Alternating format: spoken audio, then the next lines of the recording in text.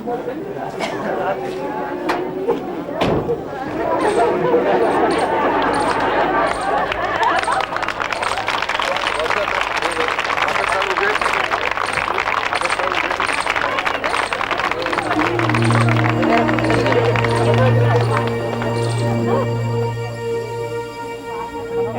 one thinks of the lovely thoughts that they pronounce, the spirit of humility and yet of deep conviction and love and all the things that make the good part of life good, and you compare that with the cruelty and the harshness and the sharpness of the political leaders of the world ready to take their people to fight. It is time that we listen to wise women, and you don't find two wiser women than these two lovely ladies. They embody the word spirit in two ways. One is in their own strong spirituality, which is, some people would consider religious or philosophical, and spirituality from their point of view I think transcends all of the regular religious distinctions and goes to something more basic and ethical and moral. So from that sense they're very spiritual, but also they have a wonderful spirit, and that's where they've initiated so many interesting projects and really sparked many people to think about the same values that they're involved with every minute of the day. And by encouraging people to actually think about those sorts of things just a little bit in their lives, that takes quite a dynamic energy, and I think they've been very successful at that.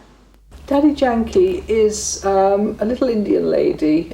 She's about 4'9", and aged in her mid-70s, who without, I mean, you never guess it to look at her, but she runs a worldwide organisation called the Brahma Spiritual University. She emits a kind of tranquility and positivity and love that bring people who come close to her alive in ways that they, for some, they never realised it was possible to feel so alive. Physically, she reminds me rather of E.T. in Steven Spielberg's film. Extraordinary little lady. She's got this round face, and in fact I wondered whether there wasn't some kind of form of Dadi Janki in some sort of subtle dimension coming through to that filmmaker. When I saw Yoda in Star Wars, again, that yogi figure sitting with this extraordinary presence. Dadi has these kind of qualities. She does wake up very early in the morning, 3:30 in the morning, between 3:30 and 3:45, and then she'll have a cup of tea, and then she will meditate from about 4, sometimes earlier. She will meditate from about that very early in the morning, let's say, till about 4:45, 5 o'clock in the morning, and then she'll read something, freshen up, and then ready for the larger gathering that normally happens. Most people whom I know who have been to Madhava, or who have been in the presence of the Dadis, or have taken any of the courses, when I talk to them, almost always the same response is there, that there's something deep down inside that of one that knows that there's truth, that they're hearing truth, that something rings true when they hear this. So the truth, as it is given in the teachings of the Dadis, for example, is truth that is not new. It's not a new truth that they are giving. It's ancient truth. It's truth that some way back in our collective unconsciousness is that very truth. And there's a kind of awakening that happens when you are brought into contact with the Dadis of their truth. I can tell you from my own point of view that that's what happened to me the first time I went to Madhava. By then I'd been a priest for maybe 20 years, or maybe just around 20 years. But I felt a kind of a spiritual awakening, hearing truth from the scriptures and so on. My own scriptures opened up in a new way. I think that's a marvelous gift and contribution to me. If a person is watching this and listening to this, then the feeling they must be getting is that they're not just seeing me, but they're also seeing me as an instrument, share something from God. And so my desire would be that they should come closer to God and find God.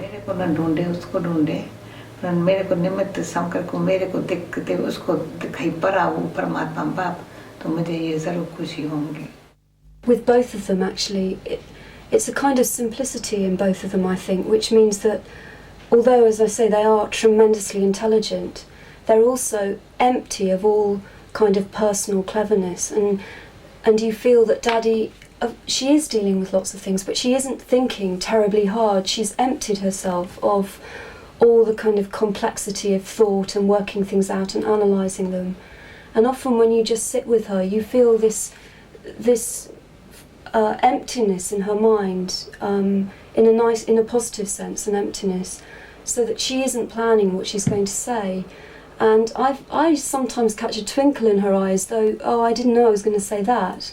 And I really sense then that she's earned the right to be a kind of chariot for God's thoughts.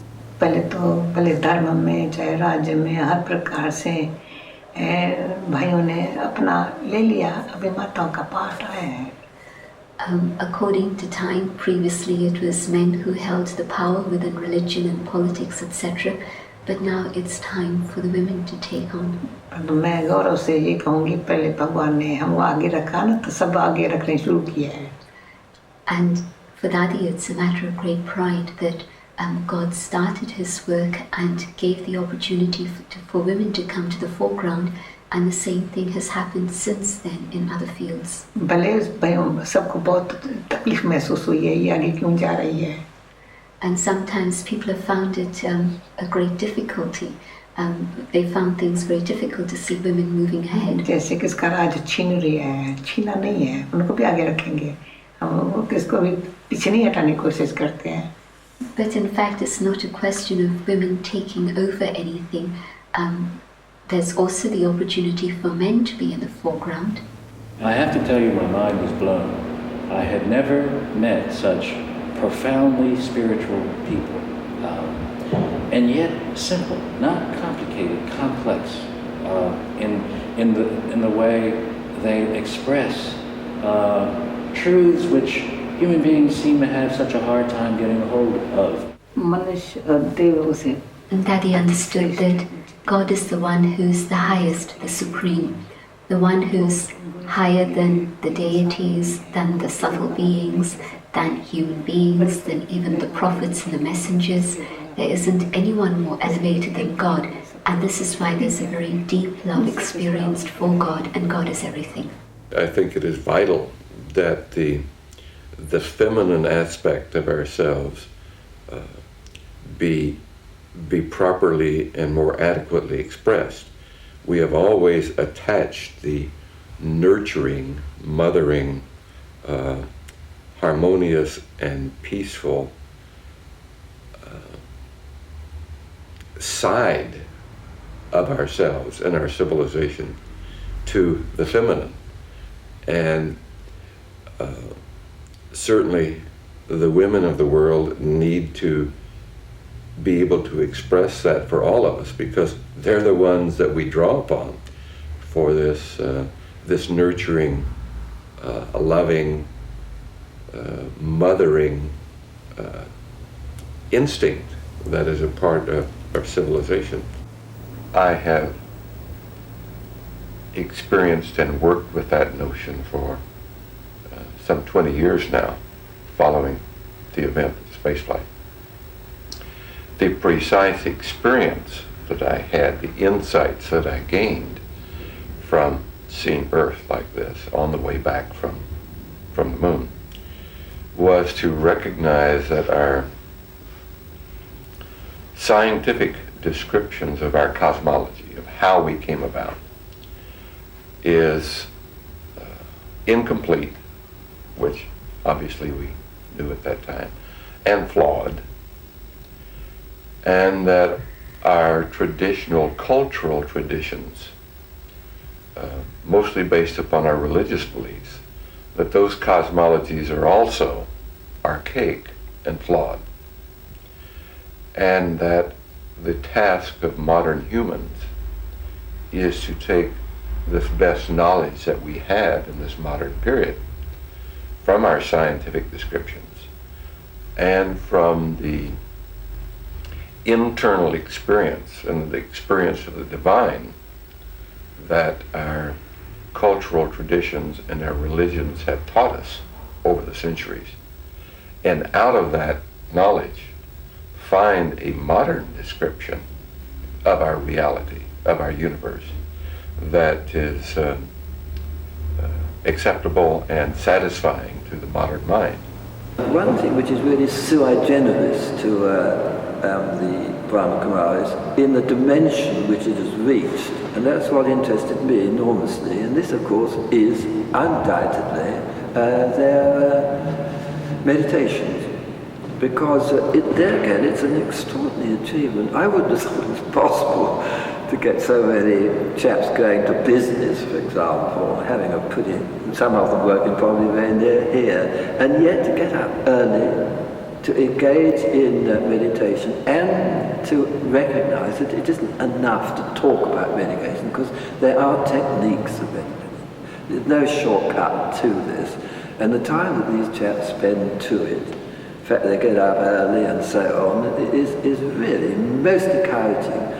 But I'm saying this in this context because I think it means that there would be very little, supposing Della became a world figure, I don't think it would affect her actually. I don't think it's her way of looking at things really, and she doesn't seek the kind of, she's never sought publicity herself. And one of her aspects is that with all her spirituality, she's pretty much down to earth really. I mean, she knows where she's going.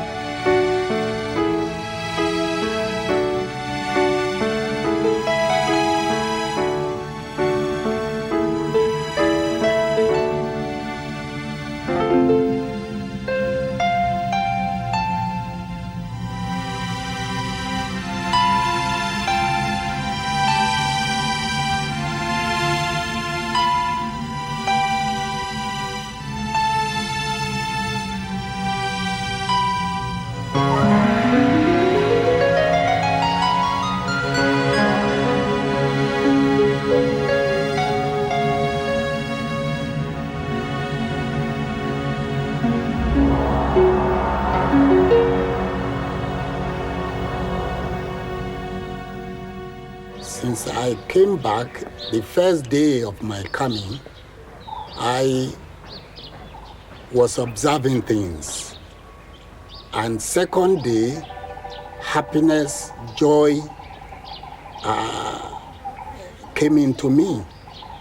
And I saw visions too.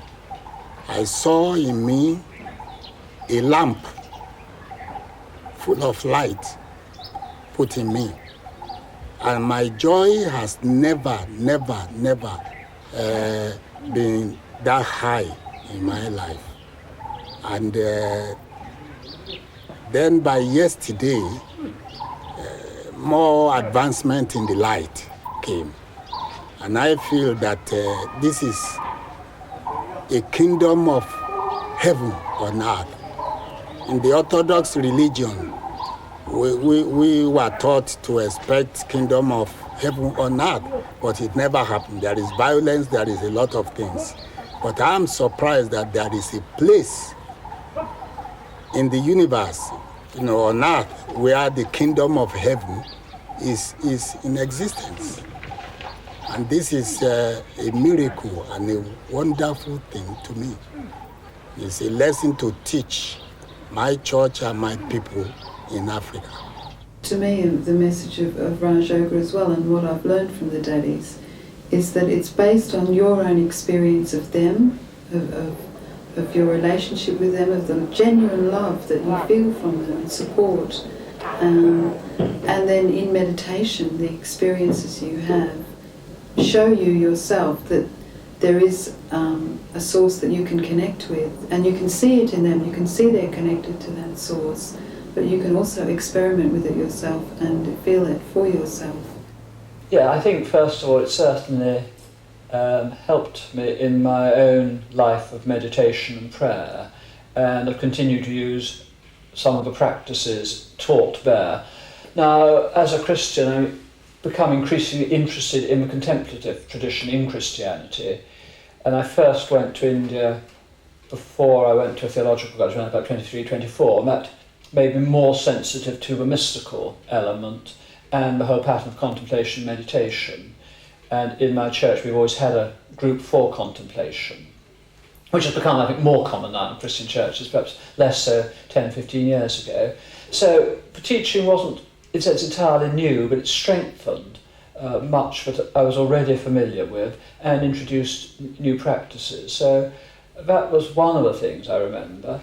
I think secondly was the sheer gentleness that all the time we were looked after as guests, and yet there was never pressure. I think sometimes one is suspicious of religious organisations, but is the friendliness genuine, or are they going to ask you to either give a big donation or sort of become a committed member sort of halfway through? And there was never any feeling of pressure, and indeed a willingness to listen and allow disagreement, and I think that's quite important. People just want to find the stillness within themselves, and so they're turning more to meditation and some of the Eastern things which have been around. It's just sort of now coming and sweeping into the West.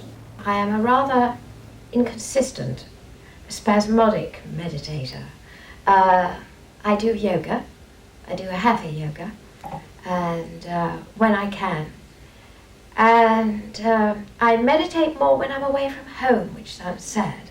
But when I'm working, when I'm on tour or something, I have much more time, and my day is more ordered because I'm preparing for the show at night or the film or whatever it is, and I have more time to do that.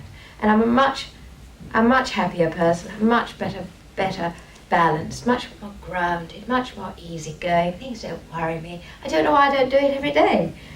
I've never been able to get up regularly and meditate at 4:30 in the morning, although I have on occasions done that. I went to stay in an ashram in India for about 10 days and got up every morning and did that, and it was a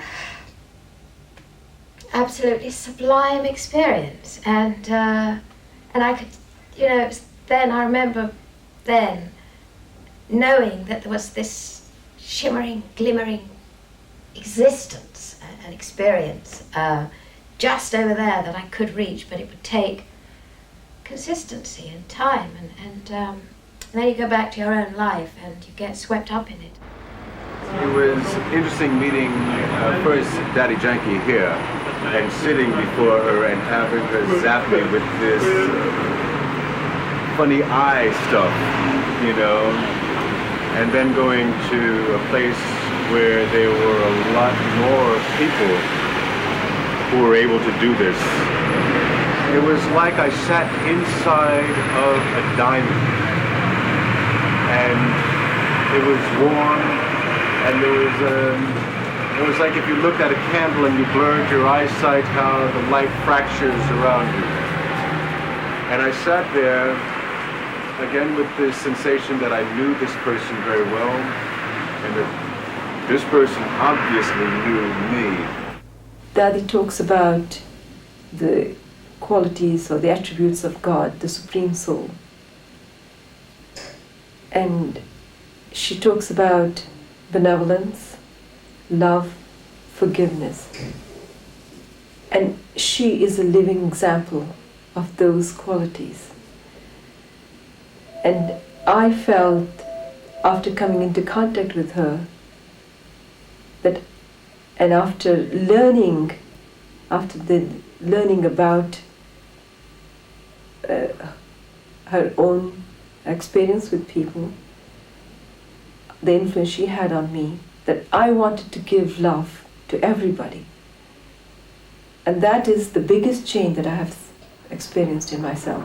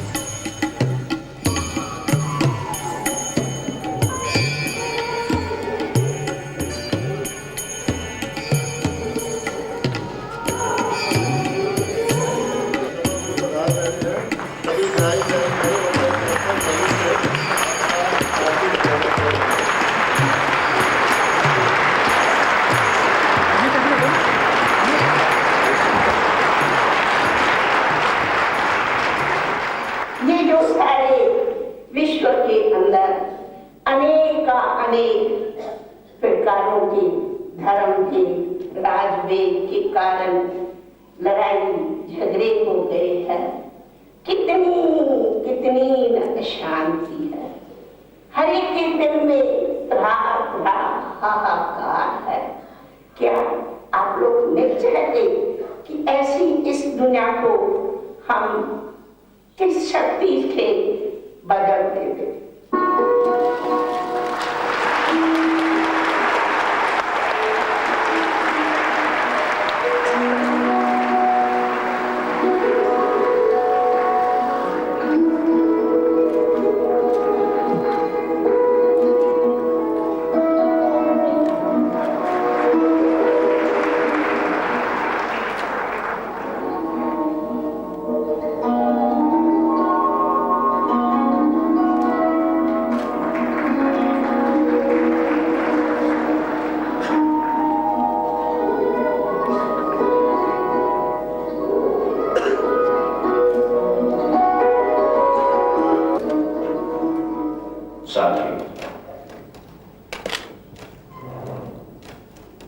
ये एक सम्मेलन है विश्व का, जिसमें समरसता, सद्भावना, पता नहीं कितने हजार वर्ष हुए सारी संस्कृतियों में, सारी सभ्यताओं में ये प्रयास होते रहे। कई सभ्यताएं वैसे ही भोजन हो गई, इसलिए कि वो अपने कर्तव्य को नहीं निभा पाए।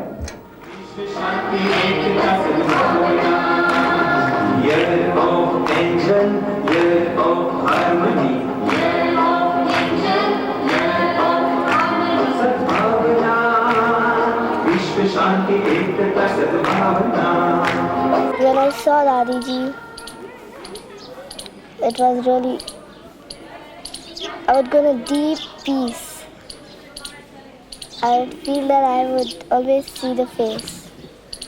When I was small, I saw Dadi Ji. She talked with me. It would bring a lot of happiness.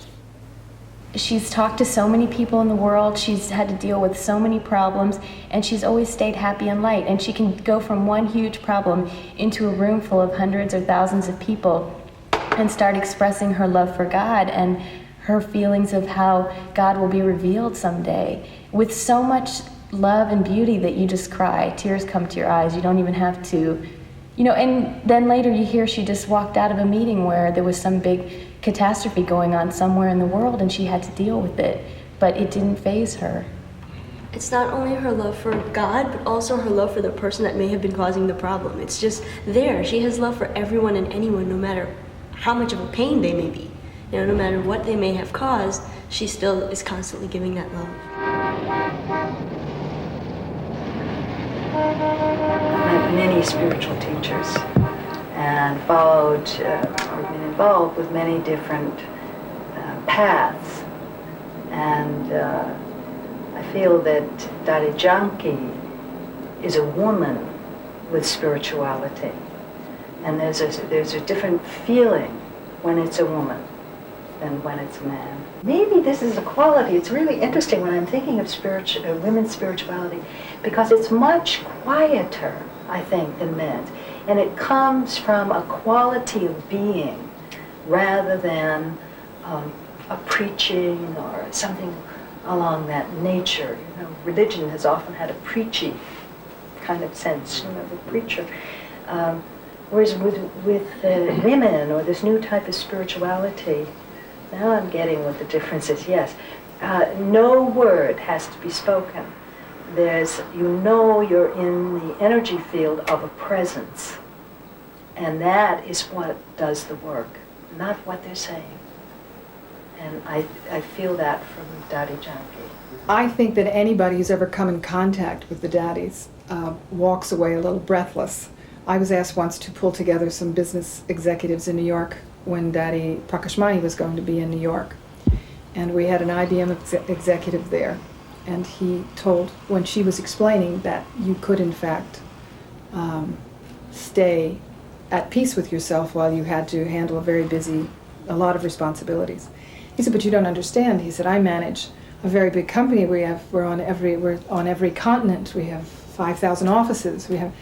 And she let him explain everything, and she said, well, she said, you may find this amazing, but I too have an organization that's on every continent and have thousands of offices. And she said, and I manage that without a telephone or a fax. And he was totally breathless. And he said, how could that possibly be? She said, because everyone knows what their purpose is and who we're working for. There are two types of leadership. You have what people call the transactional leadership, which is what you find among politicians.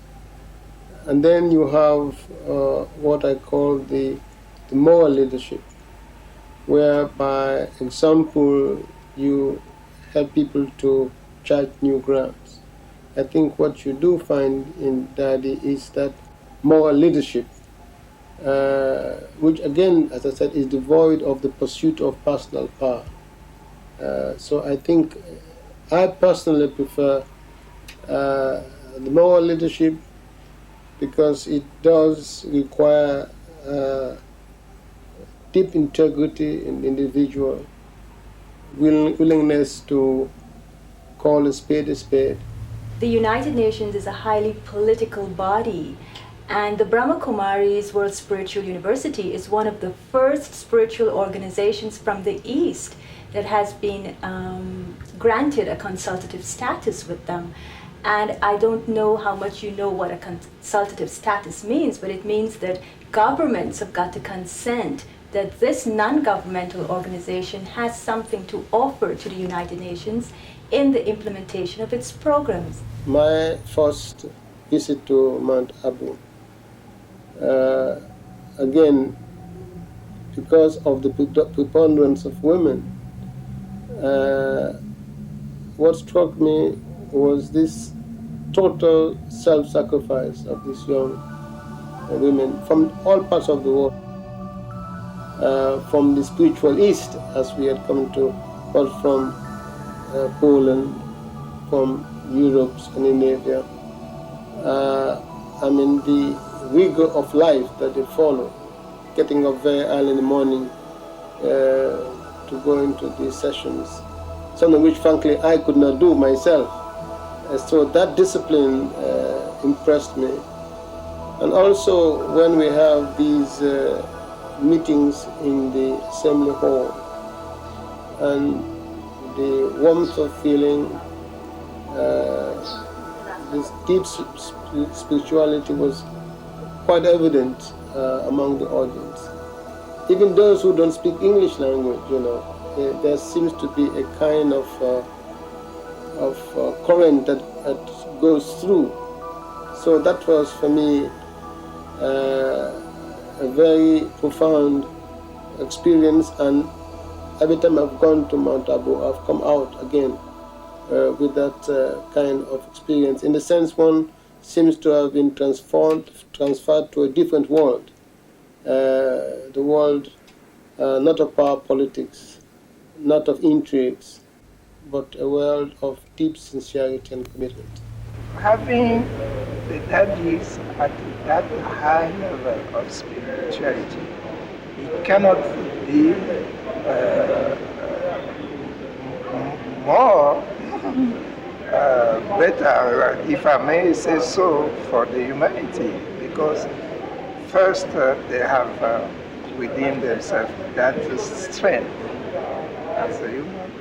They have that availability, spiritual availability.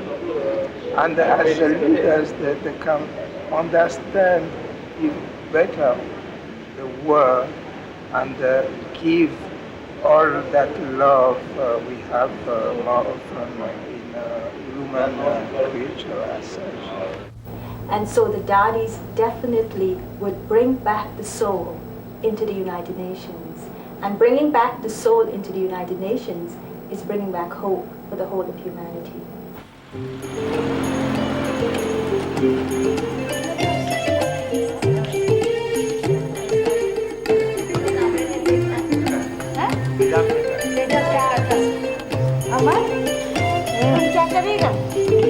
Wah, amal ka Jonah, Construction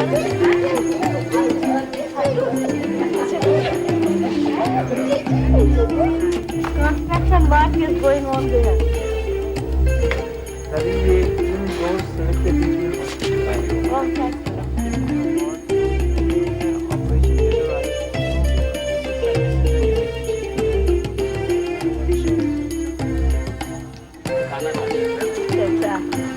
I've always been impressed with the catering, if that's the right word. I mean, it's an art. I mean, and the meals that they give and so on. And of course, they're all vegetarian. They're not propagandist vegetarian, and I think that's probably a good thing. I mean, people don't like to be lectured at and so forth. On the other hand, the way they serve up food and its attractiveness and so on are themselves reminders that you can be a vegetarian and yet enjoy eating food.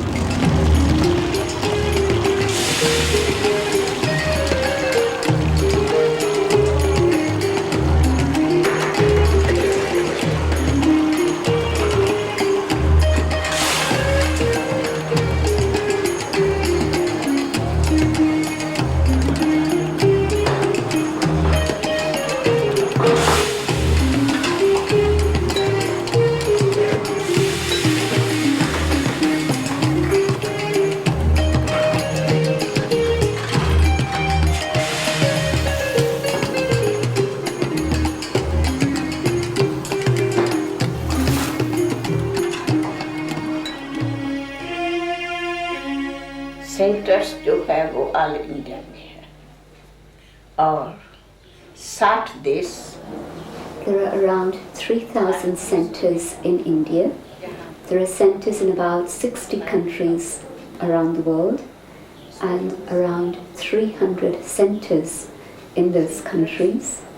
Approximately 5,000 regular students in all these countries. And in India, the number of dedicated students is around 250,000 to 300,000. India के students. आप कहेंगे क्यों? क्यों? बाबा के direction से. It's Baba who's in charge. It's Baba's directions we're following, and everything is happening with that power. And so there's never any sense of burden that I feel. He's the boss and I'm simply the instrument. No worry, no worry. हमने ब्रह्मा बाबा में क्या नहीं देखा? What did I not see in Brahma Baba? It's very difficult to describe it because we saw everything in Brahma Baba. Shiv बाबा तो परमात्मा God है अलग. God the Supreme, God Shiva, that's another situation, and of course God is the Supreme. But in Brahma Baba also we saw amazing things. इसलिए उनकी हर activity को देखते follow करना हमारे लिए बहुत एक सहज एग्जाम्पल था. For instance, I saw in Brahma Baba the love of the mother, or even the love of the father. But not just that aspect of love. We would see Brahma Baba as a student, very much concerned with his own study, and so treating us as his equals and himself as just simply a student. जो पुरुषार्थ करता नहीं इतना, परंतु बाबा हर कर्म कैसे करना चाहिए, वो सारे कार्य व्यवहार कितना प्यार से, उमंग से, रुचि से, दिल से करना चाहिए. दूसरा, बाबा हमें ऐसे ही मानते थे.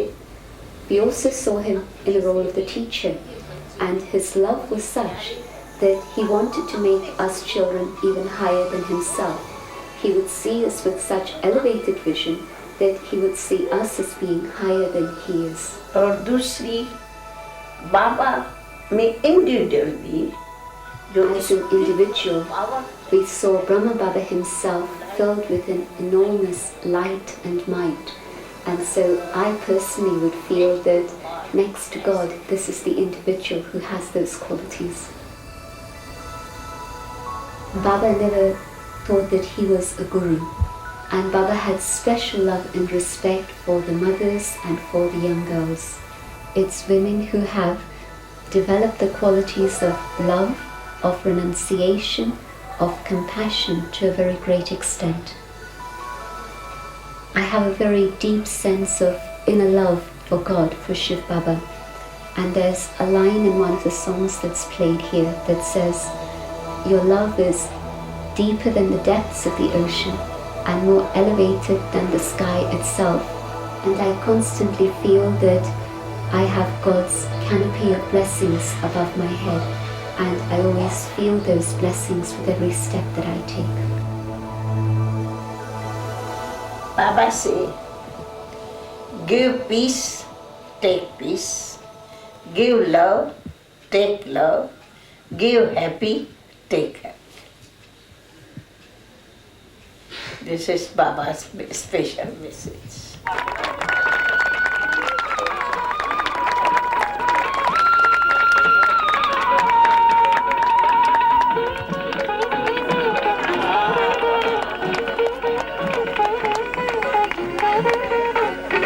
सब झंडों को एक करे जो वो यह झंडा नारा है, इस पर निशान ज्योति बिंदु का जो सबका